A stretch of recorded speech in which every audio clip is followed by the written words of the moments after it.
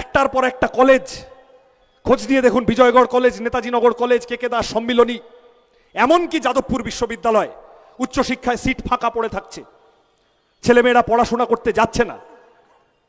যারা শাসক তারা বুঝিয়ে দিচ্ছে যে পড়াশোনা না করেও হবে, পড়াশোনা করে কিছু আলাদা করে হওয়ার নেই, বরং আমাদের ঘুষ দাও, আমরা তোমার একটা বন্দোবস্ত করলেও করতে পারি।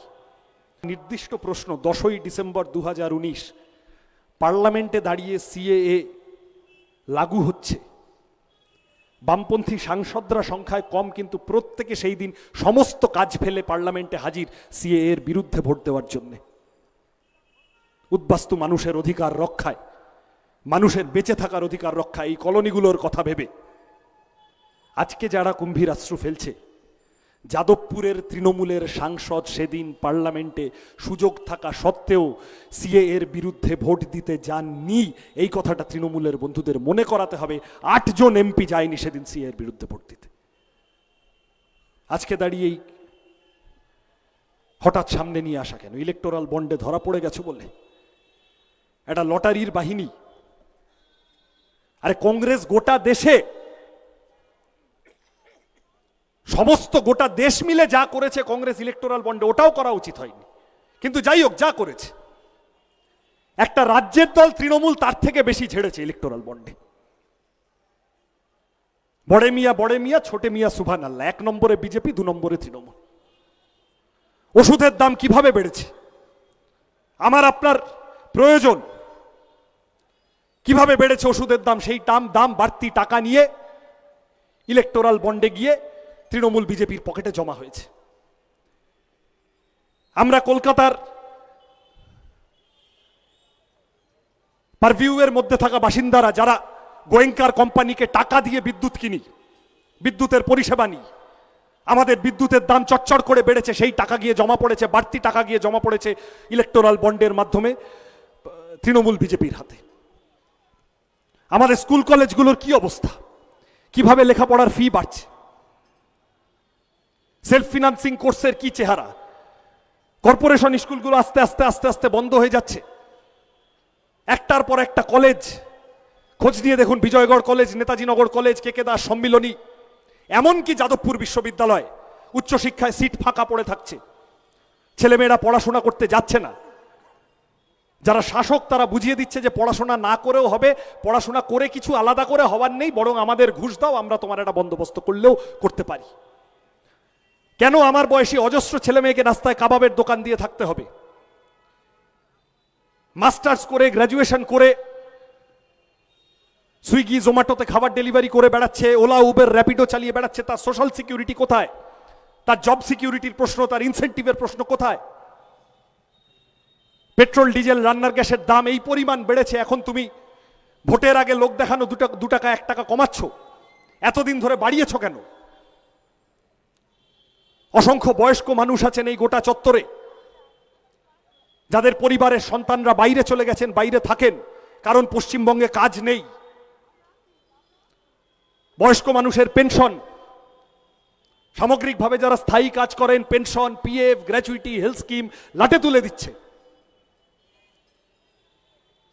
পেনশনের সমস্যা, যা পেনশন পাচ্ছেন তাতে করে সব হচ্ছে না। হেলথ ইন্স্যুরেন্সের, মেডিকেল ইন্স্যুরেন্সের প্রিমিয়াম বাড়ছে। রোজ গিয়ে লাইনে দাঁড়িয়ে এটার সাথে ওটা লিঙ্ক করো, ওটার সাথে সেটা লিঙ্ক করো, সেটার সাথে এটা লিঙ্ক করো। কেন এই হয়রানির মধ্যে মানুষ থাকবেন? কি ঠেকা পড়েছে? প্রত্যেক দিন আজ কেওয়াইসি, কাল এই অমুক তুসুক। বাজারে যেভাবে জিনিসের দাম, ছবি তোলার জন্য বাজার করতে ঘুরে গেলে হয় না, বাজারে মানুষ জিনিসের দাম যেভাবে বাড়ছে, মানুষের জীবন যন্ত্রণা, আলু পেঁয়াজ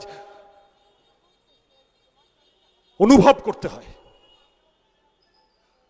রুজি রুটির প্রশ্ন নিয়ে আমরা বামপন্থীরা লড়ছি, কারণ এই কথাগুলো সংসদের ভিতরে যাদের ডিল করার কথা ছিল, তারা পার্লামেন্টের ভিতরে গিয়ে পার্লামেন্টের টিকিটটাকে ব্যবহার করে মোচ্ছব করে এসেছেন, এতদিন কোনো কাজের কাজ করেননি। যে কারণে আমরা বললাম, অন্ন, বস্ত্র, বাসস্থান, শিক্ষা, স্বাস্থ্য, কর্মসংস্থানের দাবি দাওয়া নিয়ে লড়তে নেমেছি। আপনাদের কাছে, আমাদের অভিভাবকদের কাছে আবেদন, মায়েদের কাছে আবেদন, বোনেদের কাছে আবেদন, ওপরে ওপরে চালের টালি, ভিতরে আসল চেহারা সন্দেশখালি। বড়দের কাছে আবেদন, এই অন্ধকার থেকে আমাদের বেরোতে হবে এবং এই বেরোনোর লড়াইতে চিরকালীন অগ্রপথিক যাদবপুর। যাদবপুরে এই ঝান্ডা আরো উপরে তুলতে হবে। বামপন্থীদের রিপ্রেজেন্টেশন, বামপন্থীদের ভোট শেয়ার, বামপন্থীদের শক্তি, বামপন্থীদের মিটিংয়ে মিছিলে 5টা বাড়তি লোক, মানে আসলে রুটি রুজির লড়াই জোরদার হওয়া। আমার আগে বক্তারা বলেছেন, আমার পরে মীনাক্ষীদি বলবে, আমাদের যে কাউকে আপনি যদি দাঁড় করিয়ে দেন এবং আপনি আমাদের যে কাউকে বলে দিলেন যে তুমি 10 মিনিট বক্তৃতা দাও, তুমি পেট্রোল ডিজেল রান্নার গ্যাসের দাম, চাকরি, স্কুল কলেজ হাসপাতাল এইসব বলবে না, আমাদের দ্বারা হবে না। ওরা ঠিক হিন্দু মুসলমান, ভারত পাকিস্তান কাশ্মীর কেরালা এইসব করে চালিয়ে দেবে, আরেক দল ঠিক পিসি ভাইপো দেব মিমি নুসরত এইসব করে চালিয়ে দেবে, আমাদের দ্বারা হবে না। কারণ আমাদের রাজনীতির ভেরি নিউক্লিয়াস, আমাদের রাজনীতির কেন্দ্রস্থল রুজি রুটির লড়াই। আমরা এটাই শিখেছি। এই কারণে যখন মানুষের বিপদ, তখন কেউ ভাবিজি পাপড় খাওয়াচ্ছিল, কেউ গরুর পেচ্ছাপ খাইয়ে দিচ্ছিল, কেউ চাল চুরি ত্রিপল চুরি করতে ব্যস্ত হয়ে পড়েছিল, আর আমাদের বাচ্চা বাচ্চা ছেলে মেয়েগুলো রেড ভলান্টিয়ার নাম নিয়ে মানুষের পাশে কোথায় অক্সিজেন সিলিন্ডার, কোথায় ক্যান্টিন, কোথায় রক্তদান, কোথায় বই খাতা পৌঁছে দেওয়া, এই করে বেড়াচ্ছিল। আমাদের রাজনীতি, আমাদের কথা মানুষের কাছে নিয়ে যাওয়ার জন্য এই নির্বাচনটা, মানুষের জীবন যন্ত্রণার আওয়াজ, জীবন জীবিকার সমস্যা তুলে ধরার জন্য এই নির্বাচনটা অত্যন্ত গুরুত্বপূর্ণ। দেশ বাঁচাতে হবে, রাজ্য বাঁচাতে হবে। ওদের প্রত্যেক দিন প্রতিনিয়ত তৃণমূল বিজেপির চেষ্টা করবে এই ইনসাফ যাত্রা ব্রিগেড করার সময় মীনাক্ষী দিরা যে স্লোগানটা দিয়েছিল, ভুল এজেন্ডায় মানুষকে নিয়ে যাওয়া। আমাদের মূল এজেন্ডায় ঘাড় ধরে ফিরিয়ে আনতে হবে ওদের। আমাদের শক্তি বাড়া মানে সন্ধ্যাবেলা ঘন্টাখানেক আলোচনায় পেট্রোল ডিজেল রান্নার গ্যাসের দাম আলোচনা হওয়া।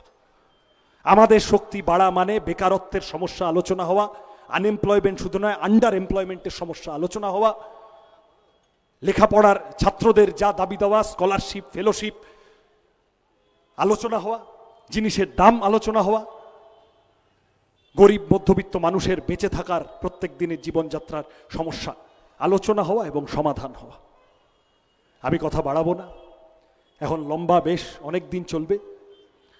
আমাদের কমরেডরা বাড়ি বাড়ি যাবেন, মানুষের কাছে যাবেন।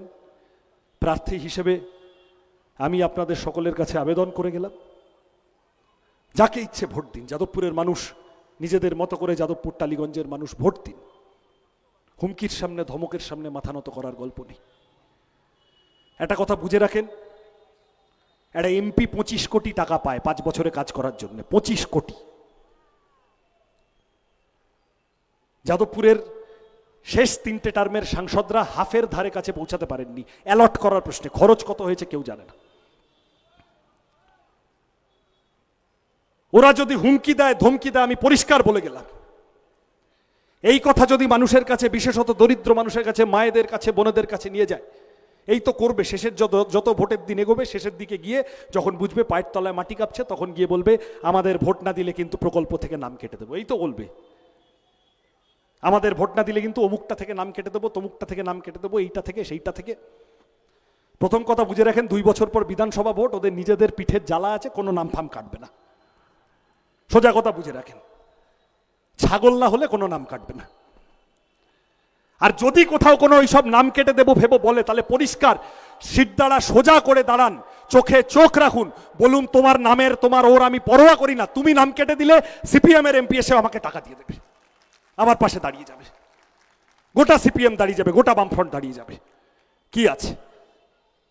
পানীয় জল, রাস্তাঘাট, স্কুল কলেজ হাসপাতাল, বাস ট্রেন স্টেশন, যা দাবি দেওয়া আছে আমাদের নির্দিষ্ট, আমাদের সমস্তটা নিয়ে যাদবপুরকে নিয়ে এগোতে হবে, বাঁচাতে হবে।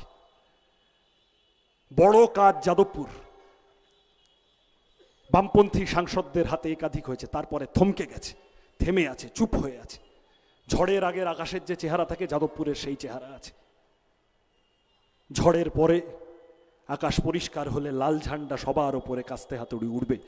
আপনাদের সকলের কাছে তা করার, তা দায়িত্ব নেওয়ার আবেদন জানিয়ে আমার কথা শেষ করলাম। নমস্কার, ভালো থাকবেন সকলে।